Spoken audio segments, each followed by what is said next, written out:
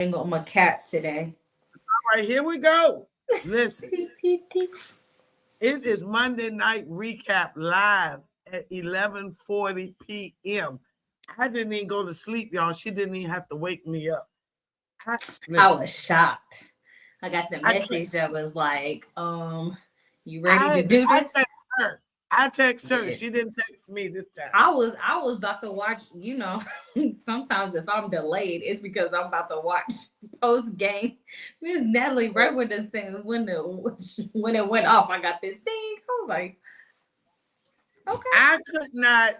We were going to record the recap, but then I said we doing ourselves a disservice by not giving y'all this energy from this dynamic game. Oh, another dynamic game. What can you say about 44-year-old Philip Rivers with 10 children And one grandchild, and and it one was all grandchild? watching. What can you say? All of them was there. I mean, What there was can you some. I say? don't know who was. They had some who were in Alabama. Who lives in Alabama? Is that where he's from? No, I know I that's. don't know. It's probably his daughter with the baby, the grown daughter with the baby, It probably. was like a whole bunch of kids though there too. So I thought there was some of his other kids there. So, but normally we're gonna do the predictions, record them, but we have got to talk about Philip Rivers and Nicole. Now I don't know what has happened to Jonathan Taylor. I guess the defenses have decided to really key in on him and shut him down and make them one dimensional. Because without him really running well, they suck. Even with Daniel Jones, they struggled with when Jonathan Taylor was not running well. That's just the reality. Yeah. So what he was, the fact that Jonathan is being shut down, and I mean Philip 277 yards. Well, 45 and two touchdowns, one interception. The and a funny pick part is he six. had no interceptions when they first put that stat up, and then all of a sudden he threw an interception. I said, "Good job for jinxing him, guys. Good Yeah, job." hey Tater head. Hey, So Tater. so yeah, it now Brock Purdy. Now Brock just a Purdy had like one of his best games yet. I also, one thing I didn't realize about the 49ers of their offense and how well they have, they said they haven't used their punter since they September. twice this year, Yeah, twice this season. they haven't used them like yet, like this whole entire season. Literally the Well, guess the beginning. They've used him, but this was the second game that they did not have to punt one time. I looked it up specifically to make sure that I said it right. But yes. So wow. So anyway, Purdy had 5 touchdowns and they just ran all over the Colts. Now, I put the comments, the description of this. It says recap at the top, but the description say, is the Philip Rivers experiment over? What was the experiment? Him coming back at 44. There ain't no experiment anymore. He might as well be another.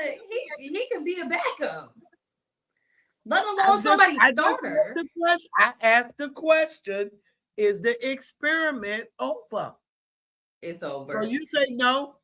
I feel like it's over. I feel like it was over after that. But they were saying at the end of this one, they were like, well, we're going to see if he's going to play next week. But they literally said when they did it that he was going to be the starter for the rest of the season. And it's only 4 games. Well, now it's technically only one 2 more. game. Well, 2 games left now. But when he was on, there was 4 games left. So now, one of the commentators made the comment, do you put in the rookie to see what you got coming, or do you let him finish it out?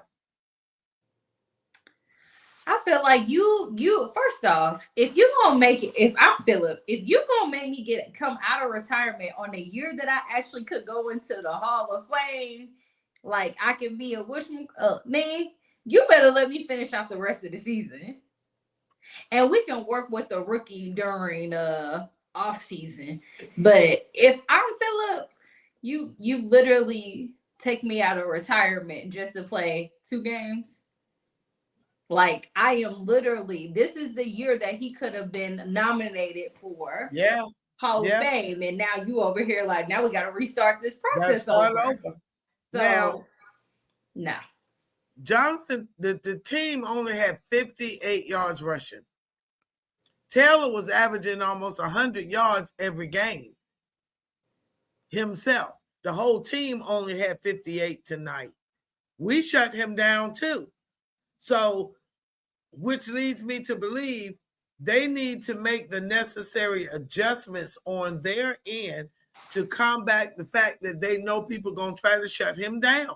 I mean, that's be the same as Saquon, Bijan, like. And you got to figure out a way to break through it. And some of it is the line, some of it is the player needing to understand. Just like in basketball, when you're like Dirk, what's the boy from the Nuggets? Nikola Jokic, Luka, LeBron. When you get double teamed all the time, Asia Wilson. When you get double teamed all the time, double and triple team, you as the player, in addition to the coach, but you have to figure out how to get that ball out. You have to figure out how to be able to make a play when they're double teaming. TJ Watt, he got to figure out, study film, figure out what can I do when 2 guys are coming at me. Let me look at some film and see what some other guys done that been double teamed. But you know who I think they do better at with doing that is like receivers, like wide receivers and stuff, because tight ends, because they get double teamed way more. Running backs, they don't really do that because if you think about it, their job, they usually are going to figure out how to bounce off or find the hole to go through. But like receivers, we see them double, triple teamed all the time, and they just go to another person or they just know how to fight through it. But I think it's a little bit different when it comes to the running backs, how they. Well, what we've discovered is over the years, as the league has transitioned more into a passing, they've done away with the fullback, which was the key to a good running game. Because they pretty much created the hole for they created the hole. Kind of like I say you have to learn to combat the fact that they're trying to shut down your run game. What can you do? I'm just saying. Bring back the fullback position for real. I mean, they still have it on the Pro Bowl list, and a few teams use them. Baltimore is one. I want to say San Francisco is one, but some teams really use a fullback. We used to, when we were winning Super Bowls, we was using a fullback. No, now, wouldn't common sense tell you to do what you were doing when you was winning the Super Bowl? Common sense is not so common, remember? Yeah, it's all about the dollar. You better pay you a fullback, open up that hole. That game, okay, so what's the boy? Purdy. Purdy was 25 of 35. And old man River was 23 of 36. I love when I love when you call them like old man Rivers, old man Joe. Only person you haven't called old man was Kirk Cousins.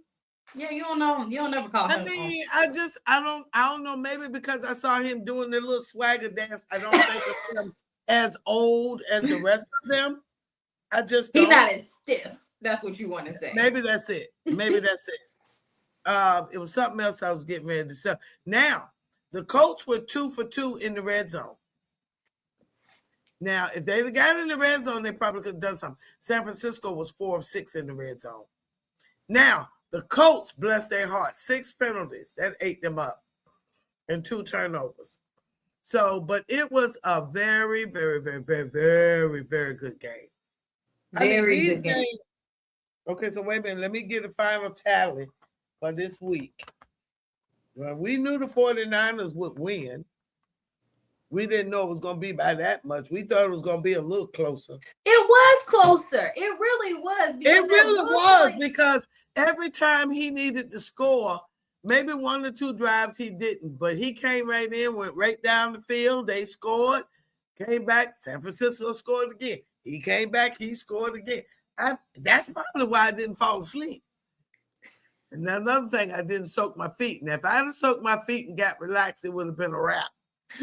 But so, I feel like, yeah, you're right. It was a back and forth because until even when they were down by 14 and they came back and made it to 7, then I was like, okay. But then that interception happened, and that's when everything went downhill. Downhill. Down. Them children, it was such a pretty sight to see the whole family up in the box and the children jumping around for their daddy, and because a lot of the players, their kids are too young to really enjoy the game with their parent. If you think about it, most of the players, their kids are too young to really enjoy. And it's not until they get close to retirement that the kids actually are old enough. That's true. Yeah, that's true. Philip got like 10, so I mean, he got 10, 7 girls and 3 boys.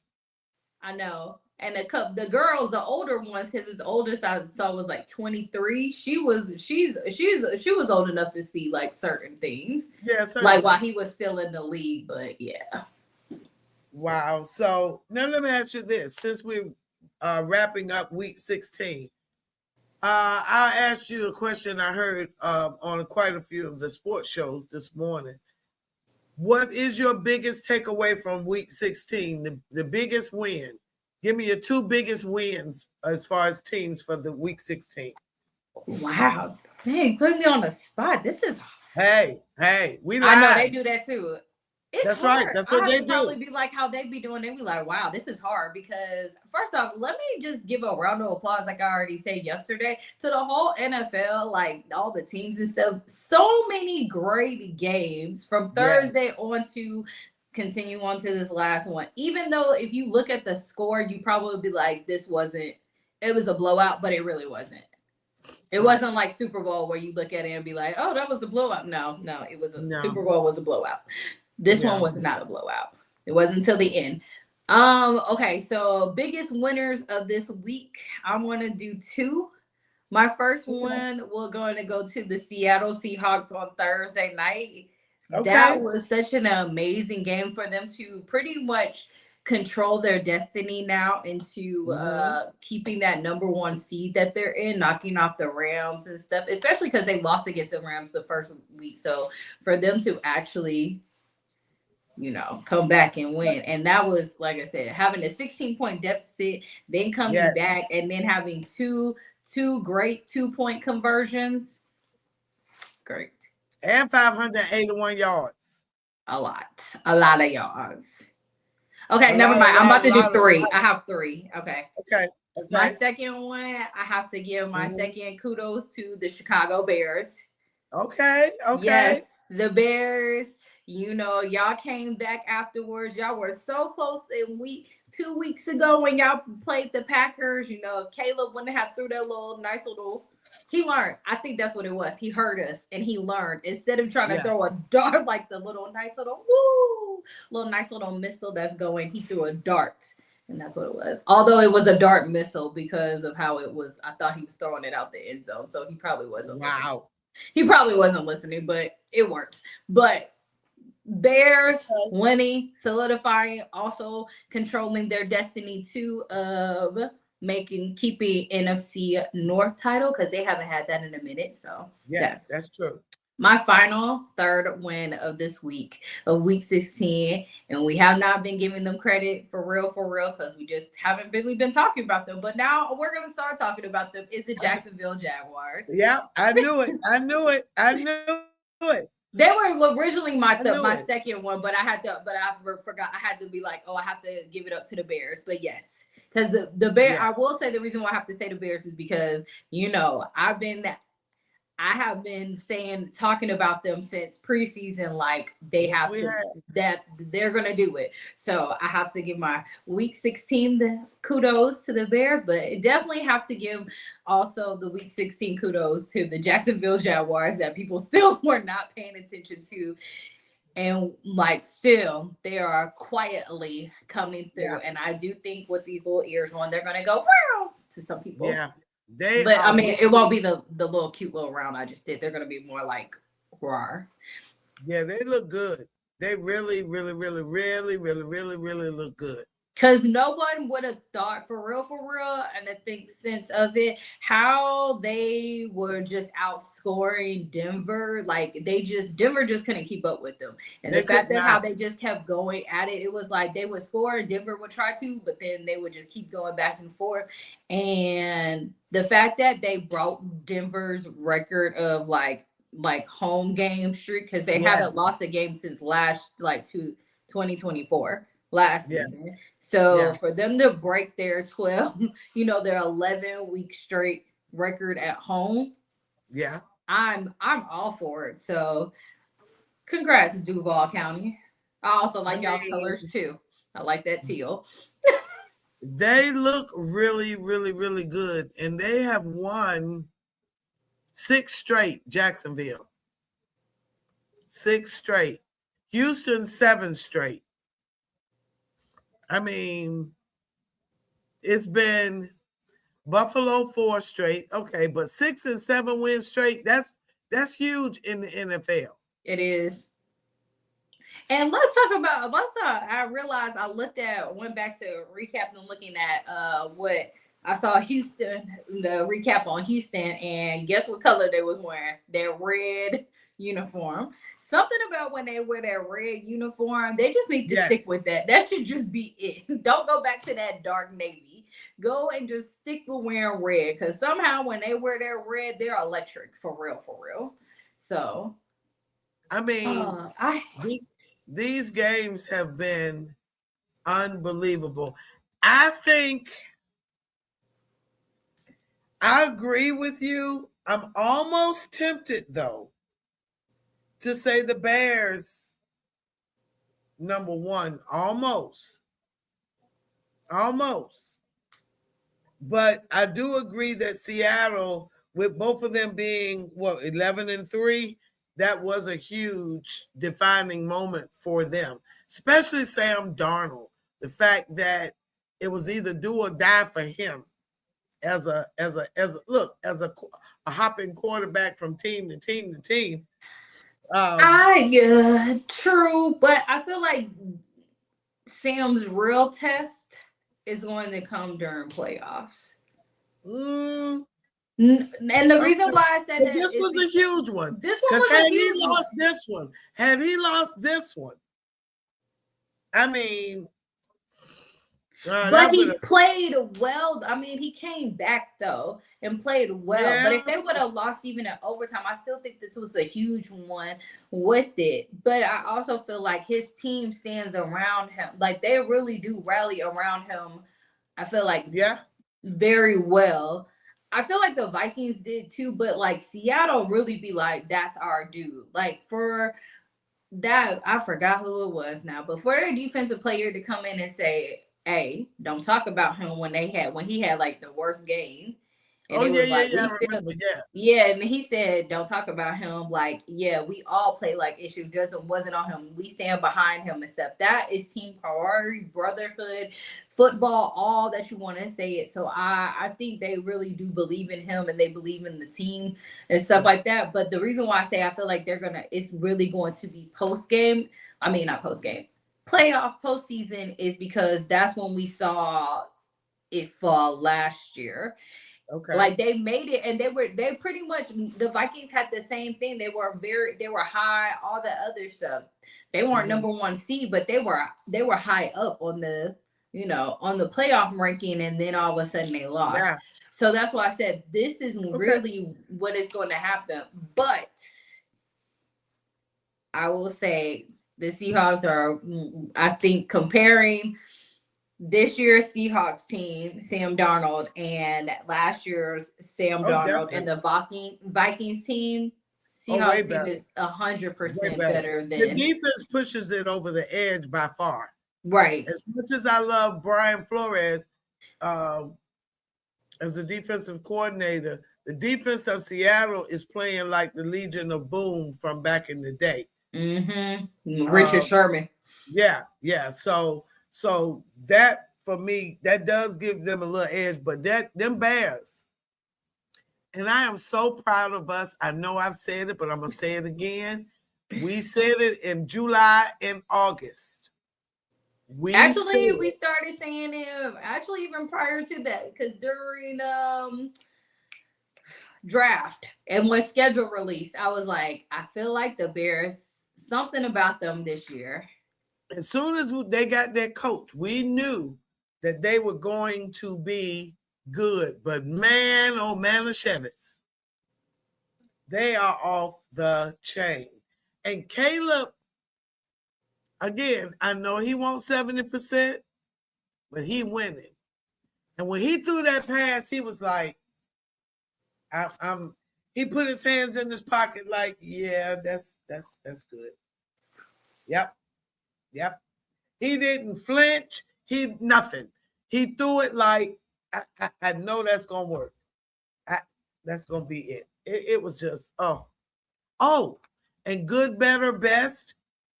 He learned that from his coach in 94, I think he said 92, 94. Oh, Ben Johnson? Yes. He learned that from his coach, who learned it from someone else, but that stuck with him. So, yes. Okay. Wow, what a week. You ended up 11-5. I was 12-4. That's our best in a minute. Best. Last week we were good too. Last week we were 10-6, 11-5. 12-4 is better, is a little better. You were 11-5 again last week. I was 10-6. But the week before we was horrible. Beyond horrible. That was a crazy week though. There have been a couple of weeks that all of us, and I felt like even analysts had to be like, I'm sorry. Yeah. Everybody was done. I'm sorry. This was a horrible.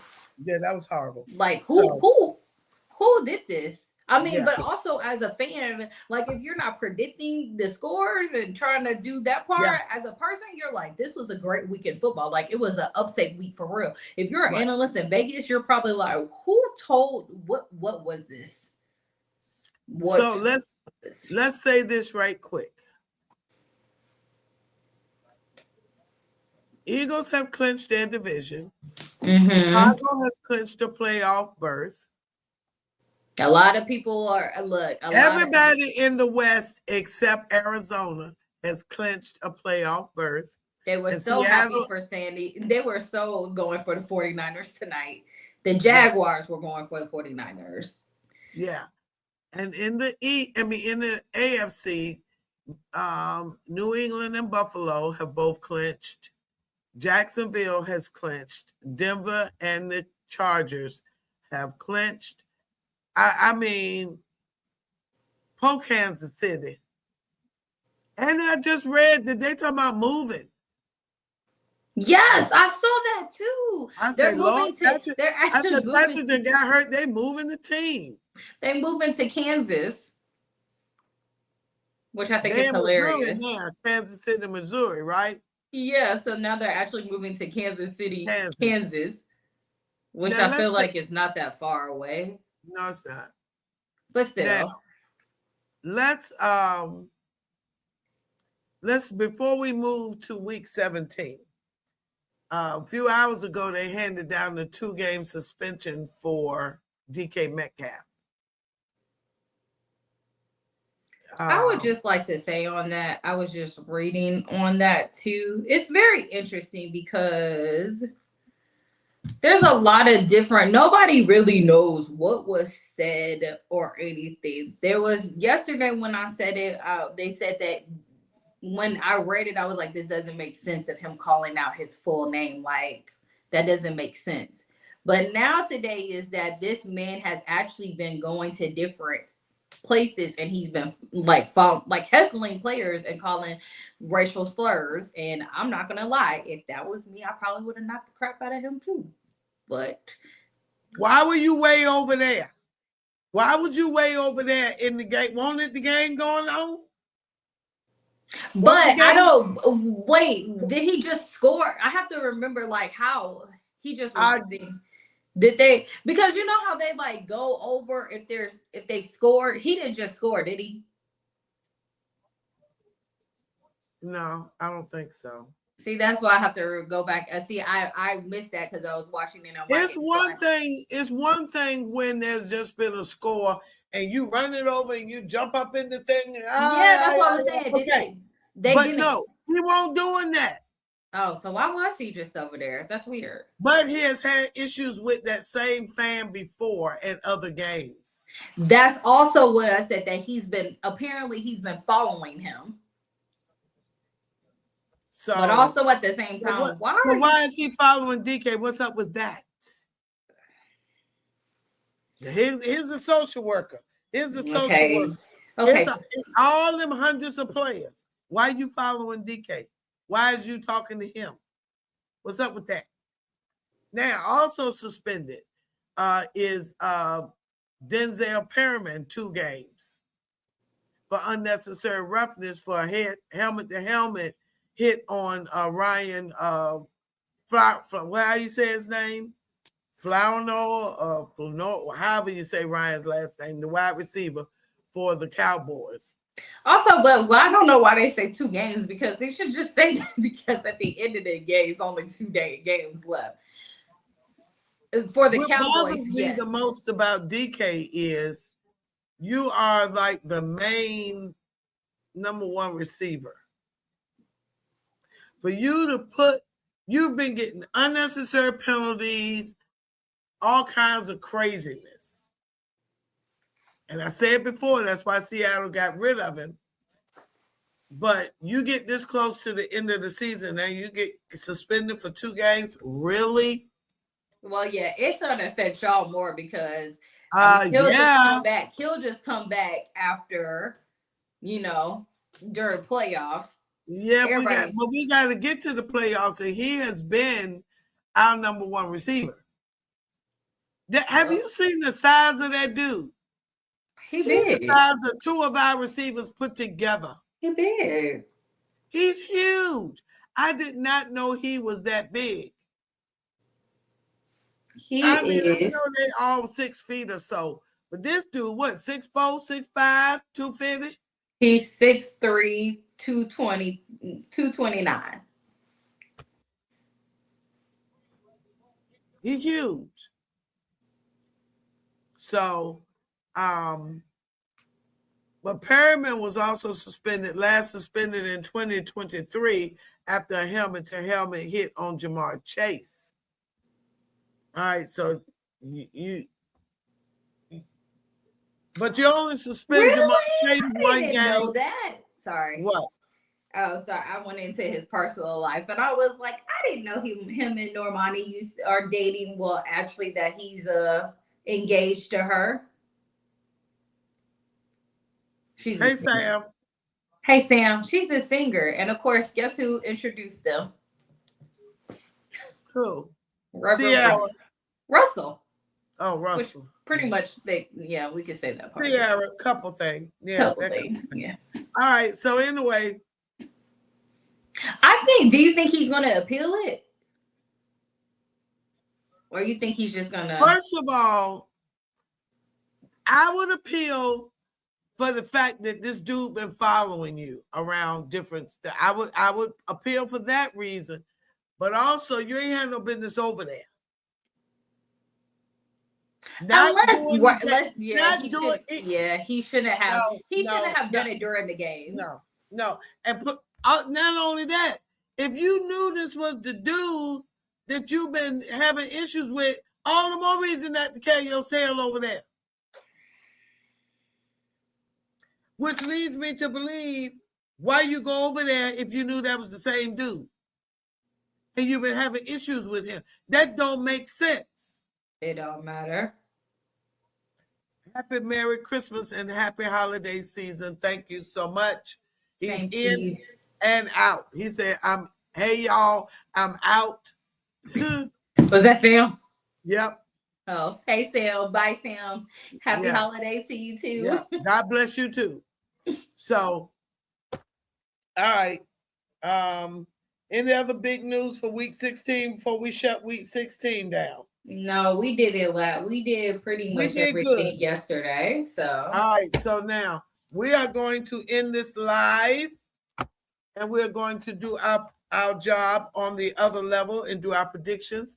So our genius Vanessa can cut it up for us. And you will see our clips later on. But we will see you guys soon. Hopefully we'll get to do a live sometime during the week. Maybe we'll see. We ain't gonna make no promises. It's Christmas week, so It's Christmas week. So I don't know if we're gonna do a gift card giveaway on Christmas Day. I'm a little under the weather, so we shall see what happens. All right, peace and chicken grease. Thank y'all so much for watching. We appreciate you guys. Bye guys. Bye, y'all.